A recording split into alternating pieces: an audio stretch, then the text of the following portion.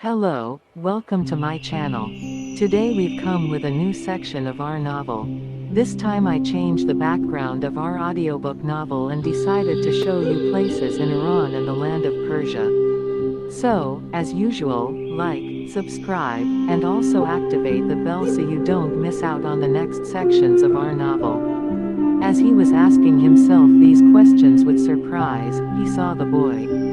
The butterfly started laughing, because it wasn't rain, rather, it was the child of Adam cleaning and watering the petals and leaves with a watering hose. The child of Adam bowed his head and pushed one of the petals aside and saw the butterfly, stared at it and said, "Good morning, how well had you slept?"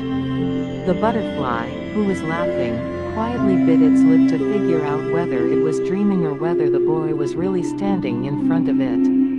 The child of Adam said, "I'll come back earlier today," and said with a laugh, "Don't sleep until I come, I have a surprise for you." The boy was thinking whether the butterfly was a human being, or maybe the child of Adam cared about the butterfly because the butterfly was the only one who listened to his words and his troubles without criticism and judgment.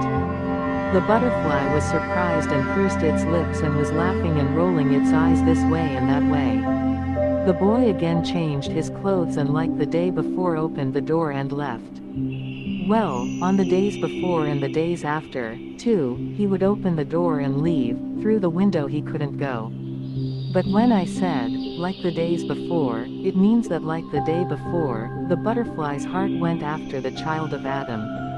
The butterfly was very excited about what the child of Adam's surprise for me might be. He cares about me. Just as questions were taking shape in the butterfly's mind, it was walking on the table and shaking its head, and sometimes it would even answer its own questions with a nod.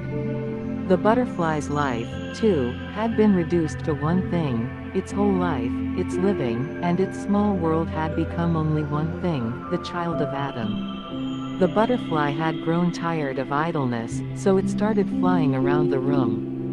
First it paid a visit to the bookshelves, walked on the edge of the shelf and rubbed its fingers against the books.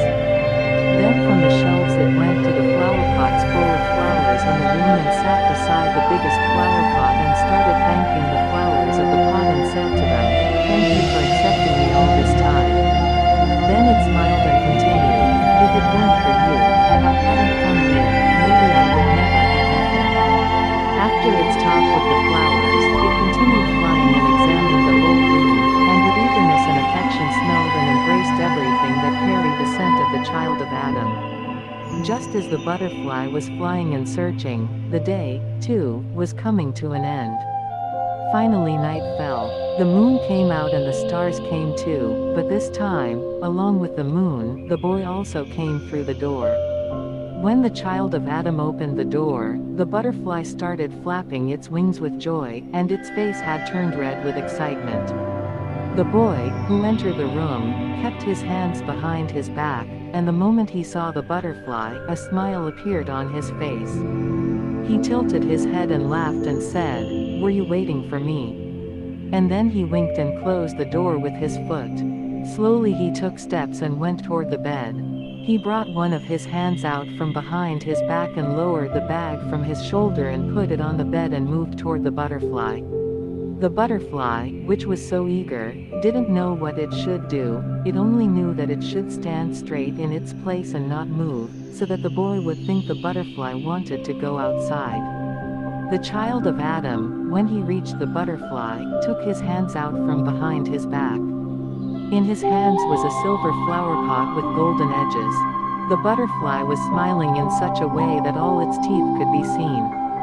The boy made his voice the way it was on the first day, when he saw the butterfly, and then he said to it, "I think you'll be with us for a long, long time, but your home should be beautiful, too."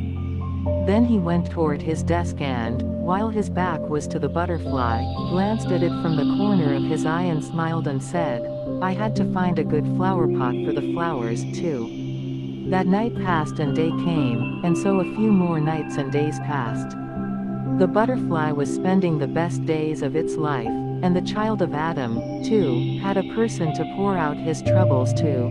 The butterfly would wake up earlier every morning and, before the boy woke up, would stand a little by his bed and stare at the child of Adam. The boy, too, would smile at him every day and go about his work, and after his work, from the very moment he entered the room, he would tell the butterfly about his daily routine, and when they wanted to sleep, they would only just realize that hours had passed. One day, as usual, while the boy was getting ready, his mother and father called him. As the child of Adam went outside the room, the butterfly said, "I wish I could hear what they are saying too, but it couldn't be." At least about half an hour passed and the butterfly was pacing back and forth on the table.